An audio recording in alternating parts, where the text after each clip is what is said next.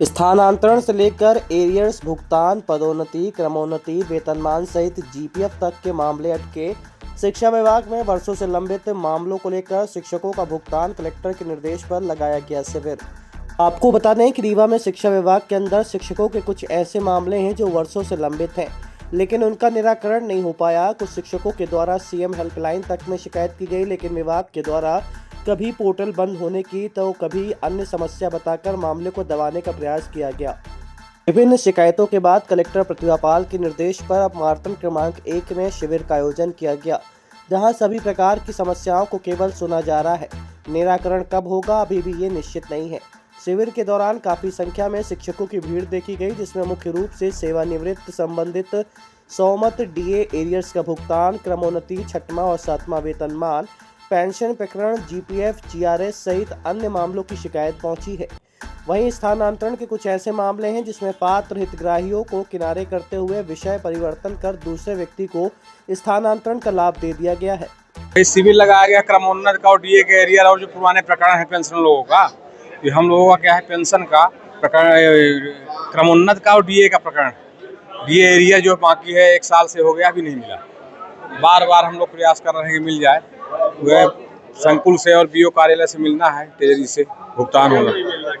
अब ये यहाँ की समस्या है कि प्रिंट नहीं निकल रहा है, भोपाल से बंद है और हम लोग साल भर से भटक रहे हैं। सबका ये कुछ लोगों का मिल गया है, पूरा मिल गया है, बहुत लोगों का बाकी है। समस्या ये है कि बार बार कलेक्टर महोदय के आदेश के बाद भी अभी तक मेरा 6वां वेतनमान की दूसरी और तीसरी किस्त और 7वें वेतनमान की 5वीं किस्त जनवरी 2019 से लेकर मई 2019 तक का डीए एरियर कई बार दिया गया यहाँ पर लिख करके, और बल्कि मैंने सीएम हेल्पलाइन में शिकायत भी की थी, तो वहाँ से यह कहकर वापस दिला लिया गया कि पहले विभाग से निपटा लीजिए। अब क्या है कि वहाँ जो चूंकि हमारा संकुल केंद्र भर है, लेकिन जीडीओ पावर मारतंड नंबर 2 में है, तो मारतंड 2 में मेरा 1 महीने पहले जब मैंने सीएम हेल्पलाइन वापस ली थी, तो यह कहकर रख लिया गया कि परीक्षण कराएंगे।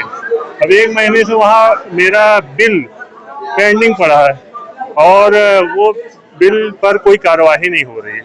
अब चूंकि वो बिल में बोलते हैं कुछ कागज कम है, और चूंकि वो बिल जाना चाहिए हमारे संकुल को, तो वहाँ कोई बाबू नहीं है। और चूंकि एक टीचर है, वो बाबू काम देखते हैं, उन्होंने भी असमर्थता जताई कि हम लिपिक कार्य नहीं कर सकते हैं।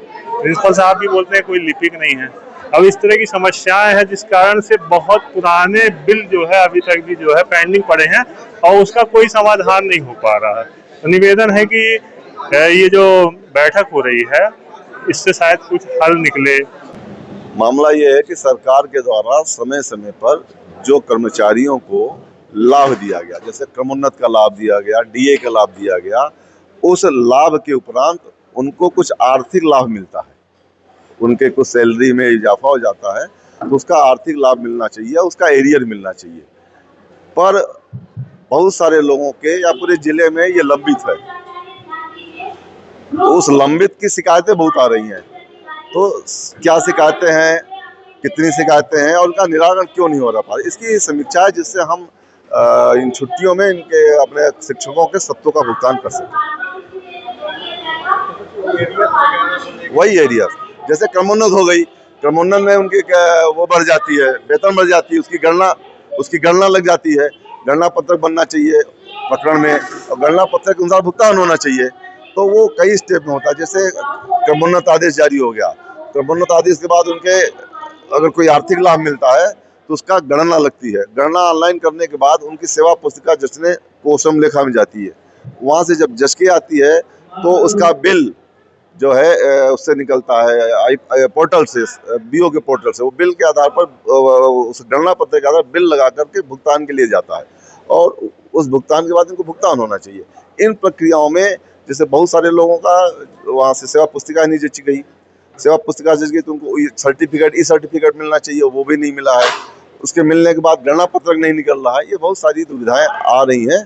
उसी के एवज में कि क्या समस्या आ रही है, और माननीय कलेक्टर महोदय द्वारा इस पूरे प्रकरण में कि कहाँ पे कितनी लंबित है, क्या दिक्कत है, 28 तारीख को समीक्षा बैठक की है, सभी बीओस को बुलाई है। तो उसके पहले ये हो रहा है कि अपना कितना लाभ दे लें। अब आपके रीवा शहर में खुल गया है रिजॉर्ट डी विजय विलास, रीवा का सबसे भव्य वेडिंग और इवेंट डेस्टिनेशन। अब रीवा में भी करें डेस्टिनेशन वेडिंग का सपना साकार। The Vijay Vilas hotel and banquets, Rewa का सबसे बड़ा और शाही वेडिंग वेन्यू, जहां हर आयोजन एक यादगार अनुभव बनता है।